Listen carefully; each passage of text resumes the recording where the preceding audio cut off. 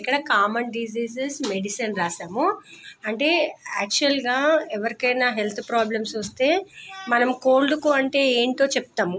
But ఇలాంటి పిల్లలకి షాప్కి వెళ్ళినప్పుడు వాళ్ళు సైన్ చేస్తే వాళ్ళకి అర్థం అవ్వదు కదండి. అందుకనే మేము ప్రాక్టికల్గా ఉండడం కోసం ఇలా చెప్పాము.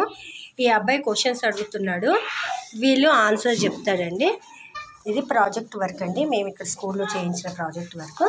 సో ఇక్కడ ఏంటంటే కోల్డ్ అనేది అబ్బాయి సైన్తో చేయిస్తాడు. దానికి ఏ ట్యాబ్లెట్స్ యూజ్ చేయాలనేది ఆన్సర్స్ రూపంలో పిల్లలు చెప్తారండి. దానికి తోడు ఏమేమి మనము ప్రికాషన్స్ తీసుకోవాలనే విషయాన్ని కూడా వీళ్ళు సైన్ రూపంలో ఎక్స్ప్లెయిన్ చేస్తారండి. చూడండి.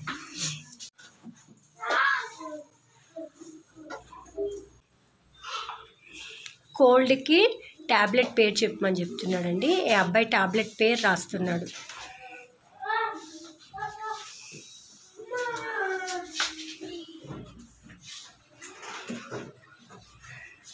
కోల్డ్కి ఈ ZYR కోల్డ్ ట్యాబ్లెట్ వాడొచ్చు అని చెప్తున్నాడు.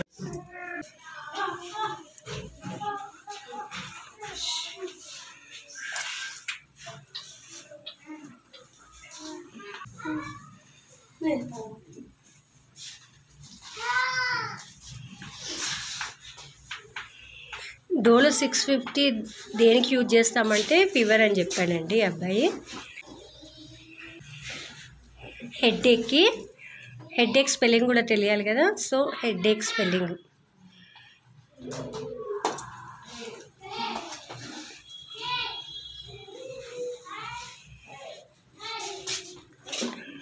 అబ్బాయి హెడేక్ టాబ్లెట్ పేరు రాస్తున్నాడండి.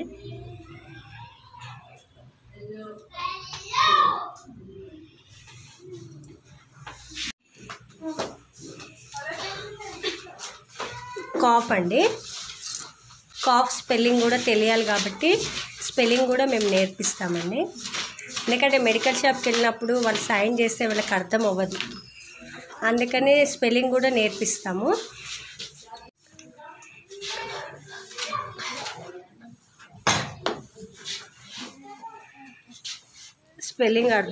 స్పెల్లింగ్తో పాటు రాయడం కూడా మేము అక్కడ నేర్పిస్తుంటామండి.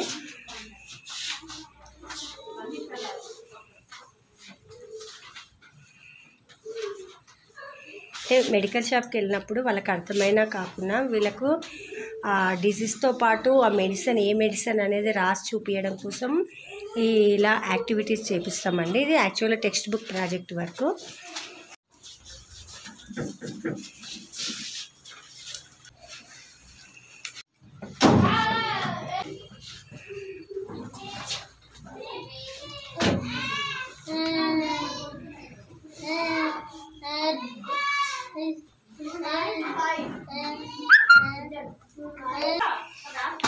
నార్మల్ చిల్డ్రన్ కూడా తెలియకుండా కానీ వీళ్ళు ట్యాబ్లెట్ పేరు రాపించిన వాళ్ళకి అర్థమవుతుంది కదా, అందుకని ఇలా నేర్పిస్తూ ఉంటామండి ప్రాజెక్ట్ వర్క్. బట్ మేము ఏంటంటే యాక్టివిటీ త్రూ ఇవన్నీ నేర్పిస్తూ ఉంటాం అన్నమాట.